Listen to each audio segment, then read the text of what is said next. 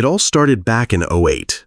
I was a grad student at the University of Washington, studying environmental science.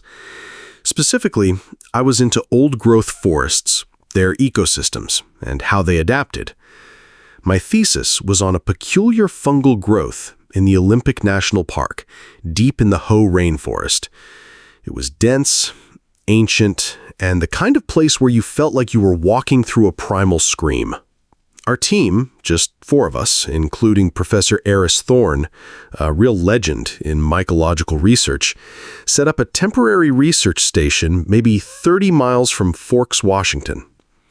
Remote doesn't even begin to cover it. No cell service, just satellite phones for emergencies. The newest paved road was hours away by rough trail. It rained constantly, a ceaseless drumming on the canvas of our tents, blurring the lines between the towering cedars and the misty air. The first couple of weeks were textbook. We collected samples, charted growth patterns, and dealt with the usual damp, cold discomfort. Professor Thorne was ecstatic. The fungus was behaving exactly as he predicted.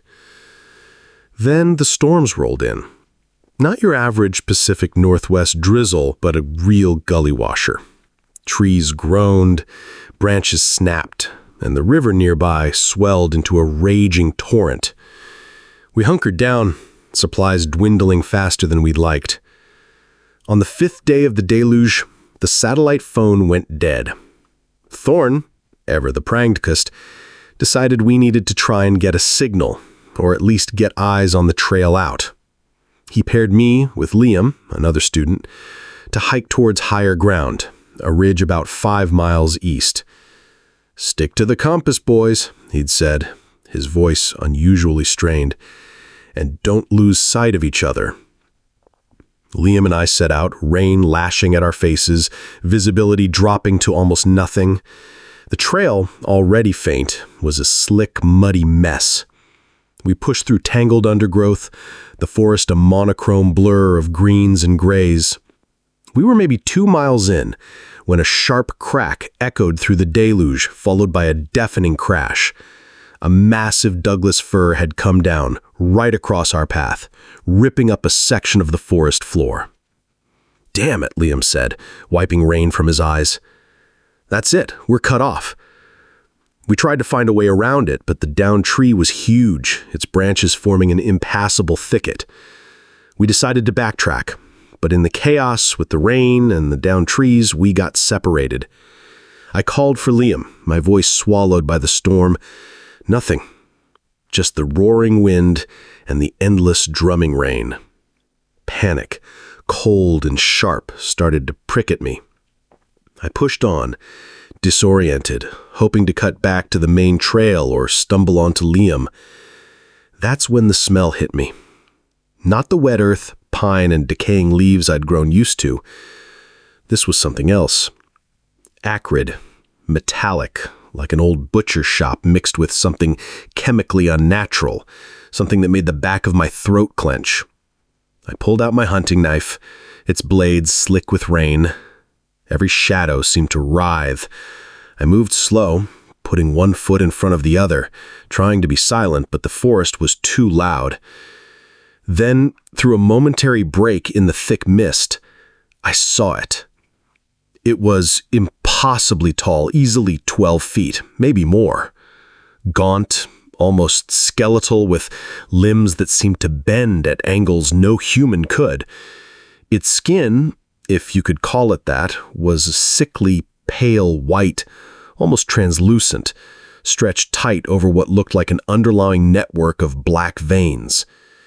Its head was small, almost featureless, but for 2 enormous, obsidian eyes that reflected the dim light with an unsettling depth. And a mouth.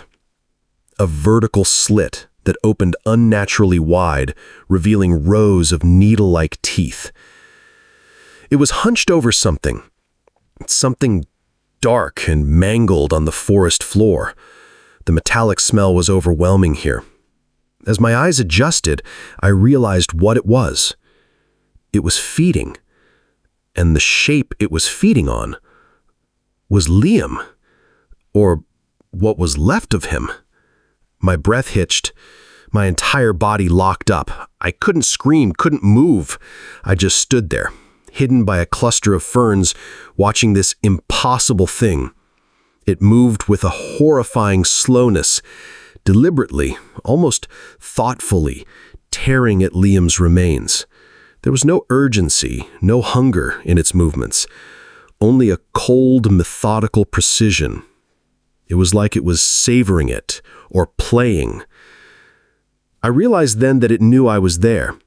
Those enormous black eyes slowly, deliberately turned in my direction. It didn't rush me. It just held my gaze, its head tilted slightly, as if evaluating me.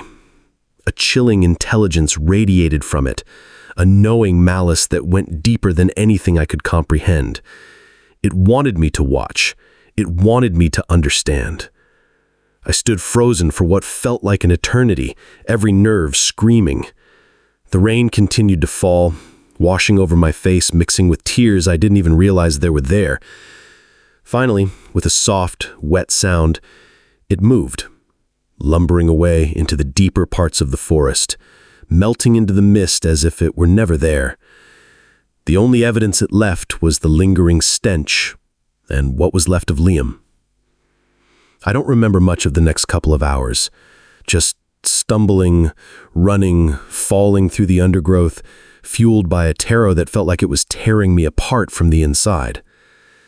Eventually, I collapsed, half-dead by the swollen river. Thorne and the other team member, a student named Sarah, found me later, hypothermic and incoherent. I mumbled something about a monster, about Liam. They dismissed it as shock, fever, trauma, and who could blame them? I left the University of Washington, never finished my thesis. The images, the smell, the impossible reality of it haunted my waking hours and ripped through my sleep. Doctors at Harborview Medical Center in Seattle diagnosed me with severe PTSD. They gave me pills, told me to talk about it, but how do you talk about something that defies every natural law?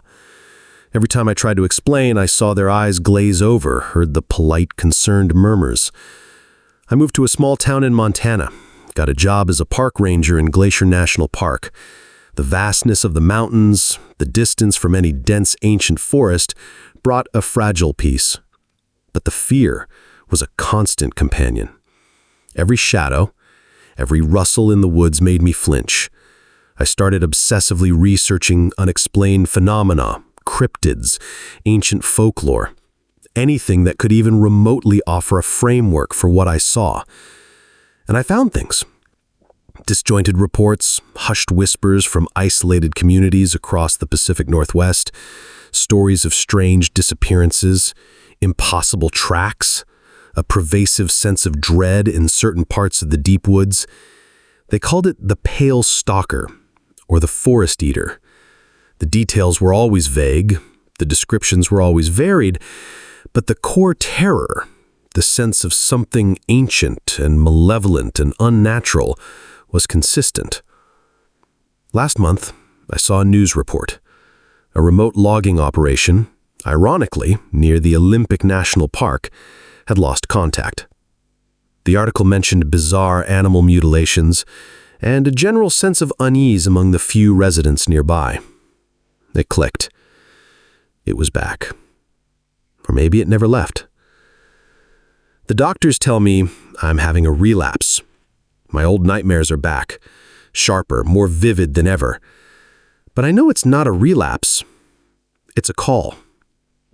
I booked a flight to Seattle for next week. I've packed light, just essentials, and my old hunting rifle, cleaned and ready. I don't know what I'm going to do or if I even stand a chance. But Liam deserves more than just another missing person in the woods. And I can't live with myself knowing that thing is still out there. I have to go back. I have to face it. This time I'm not running.